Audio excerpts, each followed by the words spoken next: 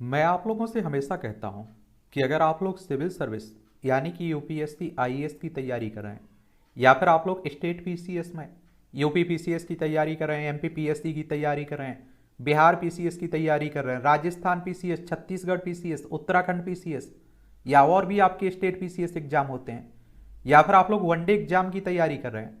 One day exam में आप देखते हैं कि सेंट्रल लेवल में एसएससी, बैंक, रेलवे, इस तरह के अनेकों एग्जाम होते हैं। और वहीं राज्य में आप देखते हैं तो शिक्षक भर्तियां होती रहती हैं, पुलिस, एसआई, दरोगा के लिए होती रहती हैं, पटवारी के लिए होती रहती हैं, बहुत सारे एग्जाम होते हैं। और इन सब के पुराने क्वेश्चंस पेपर उठा के देखेंगे ना, तो आप लोग देखेंगे कि आपके एग्जाम में हर साल जो महत्वपूर्ण संगठन है, जो आप देखें ऑर्गेनाइजेशन है, उनसे क्वेश्चंस पूछे जाते हैं। फिर चाहे वो आपकी राष्ट्रीय स्तर की ऑर्गेनाइजेशन हो, संगठन हो, या अंतर्राष्ट्रीय स्तर के संगठन हो, ये आपकी श्रृंखला आप चलती रहेगी। और महत्वपूर्ण संगठनों के नाम से एक प्ले लिस्ट सूची बना देता हूं, उसी में ये सभी संगठन आपको मिल जाएंगे और एक एक करके सभी संगठनों के बारे में हम लोग जान लेंगे। और अगर आप लोगों ने अपने एग्जाम के पुराने क्वेश्चंस पेपर नहीं देखे हैं तो कम से कम 4 से 5 साल पुराने क्वेश्चंस पेपर उठा के जरूर आप लोग देख लीजिएगा। ठीक है, आज हम लोग बात करेंगे विश्व बौद्धिक संपदा संगठन के बारे में। इसे आप लोग विपो के नाम से भी जानते हैं, इसे आप लोग वर्ल्ड इंटेलेक्चुअल प्रॉपर्टी ऑर्गेनाइजेशन के नाम से भी जानते हैं। तो इसका पूरा नाम क्या है? सबसे पहले तो यही क्वेश्चन आपसे पूछ लेगा कि विपो का पूरा नाम क्या है।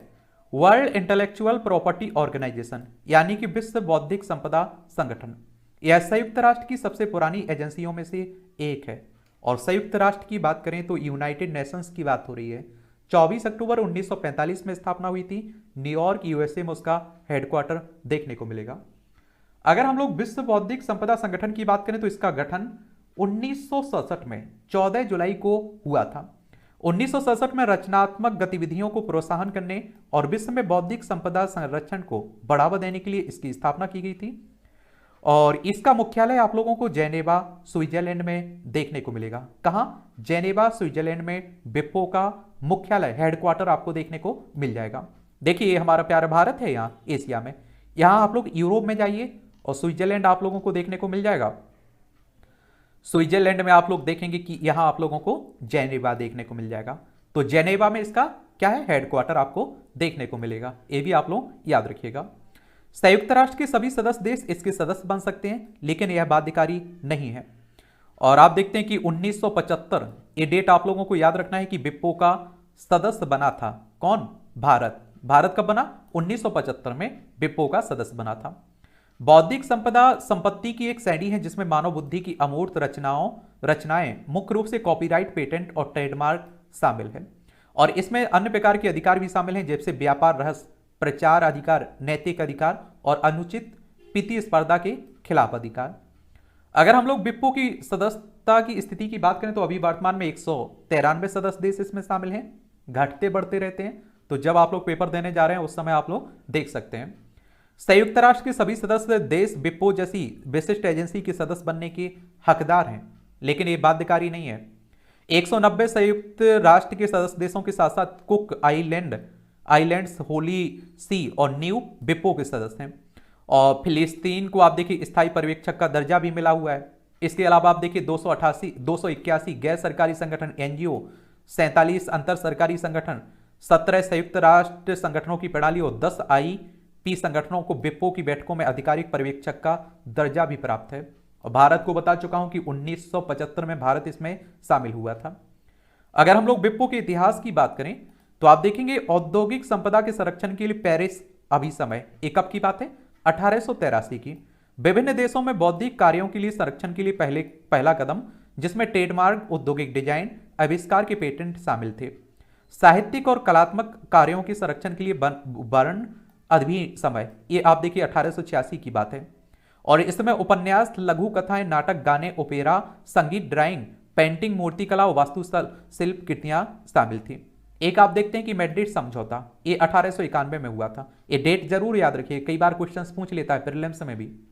यहां से अंतरराष्ट्रीय बौद्धिक संपदा फाइलिंग सेवा की शुरुआत हुई थी। और आप देखिए बिरपी की स्थापना, ये आप देखते हैं कि 1893 में। बौद्धिक संपदा संरक्षण हेतु पेरिस और वर्ण अभिसमय पर अमल करने के लिए बनाए गए 2 सचिवालयों को मिलाकर BIRPI united international bureaux for the protection of intellectual property की स्थापना हुई थी। फिर आप देखते हैं कि RPI बना विप्पो कब? 1970 में। सदस्य देशों का नेतृत्व करने वाली एक अंतर सरकारी संगठन के रूप में विप्पो की स्थापना की गई और यूएन में शामिल हुआ विप्पो 1974 में। विप्पो यानी कि आप देखिए विश्व बौद्धिक संपदा संगठन ने वर्ष 1974 से संयुक्त राष्ट्र की एक एजेंसी के तौर पर अपना काम करना शुरू किया था। पेटेंट कोऑपरेशन ट्रीटी सिस्टम की शुरुआत ये 1978 में हुई। इस संधि के तहत एक अंतर्राष्ट्रीय पेटेंट आवेदन दाखिल कर एक साथ कई देशों में आविष्कार के संरक्षण का प्रयास किया जा सकता है। मध्यस्थता केंद्र की स्थापना 1994 में हुई। यह केंद्र निजी पक्षों के बीच अंतर्राष्ट्रीय वाणिज्य विवादों को हल करने में सहायता के लिए वैकल्पिक विवाद समाधान सेवाएं प्रदान करता है। अब देखिए कोई संस्था की स्थापना हो रही है तो उसका काम भी तो होगा, ये भी आप लोग जानते हैं।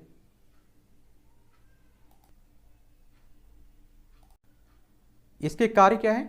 हर पल बदलती दुनिया में संतुलित अंतर्राष्ट्रीय बौद्धिक संपदा नियमों को बनाने के लिए यह एक नीतिगत मंच का काम करता है। और आप देखेंगे कि विभिन्न देशों की सीमाओं के पार बौद्धिक संपदा संरक्षण और विवादों को हल करने के लिए वैश्विक सेवाएं देना भी इसके कार्यों में शामिल है। बौद्धिक संपदा प्रणालियों को आपस में जोड़ने और ज्ञान साझा करने के लिए तकनीकी आधारभूत संरचना बनाना भी विप्पो की जिम्मे है और सभी सदस्य देशों को आर्थिक, सामाजिक और सांस्कृतिक विकास के लिए बौद्धिक संपदा का उपयोग करने में सक्षम बनाने के लिए सहयोग और क्षमता निर्माण कार्यक्रम भी चलाना इसका काम है। विप्पो बौद्धिक संपदा की जानकारी के लिए विश्वसनीय वैश्विक संदर्भ स्रोत का काम भी करता है। और आप देखेंगे कि विप्पो द्वारा प्रकाशित अंतर्राष्ट्रीय संधियां और कन्वेंशन जिनका भारत सदस्य है, तो औद्योगिक संपत्ति के संरक्षण के लिए पेरिस कन्वेंशन, वैश्विक बौद्धिक संपदा संगठन की स्थापना हेतु कन्वेंशन, साहित्यिक और कलात्मक कार्यों के संरक्षण हेतु बर्न कन्वेंशन, पेटेंट सहयोग संधि, एकीकृत सर्किट के संबंध में बौद्धिक संपदा पर संधि, ओलंपिक प्रतीक के संरक्षण पर नैरोबी संधि इसमें शामिल है। विप्पो के प्रकाशन देखें तो ग्लोबल इनोवेशन इंडेक्स, जो ग्लोबल इनोवेशन इंडेक्स है ना, उसी की बात हो रही है। नवाचार के लिए उनकी क्षमता और सफलता के आधार पर देशों की वार्षिक रैंकिंग है। इसका प्रकाशन कॉर्नेल विश्वविद्यालय और इनसीड के सहयोग से विप्पो के द्वारा किया जाता है। अब एक नजर डालते हैं इस संगठन के अब तक के सफर पर। तो औद्योगिक संपदा के संरक्षण के लिए पेरिस अभी समय 1883 में आप देखते हैं, और ये आप लोगों को बताया ना ऊपर, उन्हीं की बात हो रही है, तो ये भी आप लोग याद रखिएगा। इसमें कार्य भी आप लोगों ने देख लिए हैं। अब विप्पो की सीमाओं और अपवादों की देखें तो सीमा और अपवाद को विप्पो के एजेंडे का एक मुद्दा माना जाता है, क्योंकि अधिकार धारकों और संरक्षित कार्यों का उपयोग करने वालों के हितों के बीच उचित संतुलन बनाए रखने के लिए कॉपीराइट कानून आर्थिक अधिकारों पर कुछ प्रतिबंध लगाते हैं। प्रायः ऐसे मामले होते हैं जिनमें संरक्षित कार्यों का उपयोग अधिकार धारकों की अनुमति के बिना और मुआवजे का भुगतान करने या ना करने करके किया जा सकता है। देखा गया है कि सीमाओं और अपवादों के संबंध में बहस मुख्य रूप से 3 समूहों के लाभार्थियों या गतिविधियों पर केंद्रित रहती है। इसमें आप देखिए शैक्षणिक गतिविधियां, पुस्तकालयों और अभिलेखागारों, विकलांग व्यक्तियों विशेषकर दृष्टिबाधितों को शामिल किया गया इसमें। और इसमें आप देखते हैं कि चलते चलते बौद्धिक जानकारी देख लीजिए आप लोग। संपत्ति की ऐसी श्रेणी बौद्धिक संपदा कहलाती है जिसमें मानव बुद्धि से निर्मित ऐसी रचनाएं शामिल हैं जिन्हें छूकर महसूस नहीं किया जा सकता है। इनमें मुख्य रूप से कॉपीराइट, पेटेंट, ट्रेडमार्क शामिल है और इनके अलावा ट्रेड सीक्रेट्स और प्रचार अधिकार, नैतिक अधिकार, अनुचित प्रतिस्पर्धा के खिलाफ अधिकार भी इसमें शामिल हैं। तो ये कहानी है विप्पो की। किसकी? विप्रो की। विप्पो, इसे आप लोग वर्ल्ड इंटेलेक्चुअल प्रॉपर्टी ऑर्गेनाइजेशन भी कहते हैं, और हिंदी में आप लोग क्या कहते हैं, ये आप लोगों को याद रखना चाहिए। इसमें बौद्धिक क्या कहते हैं बताइए? विश्व बौद्धिक संपदा संगठन भी कहते हैं। ठीक है, तो ये आप लोग याद रखिएगा।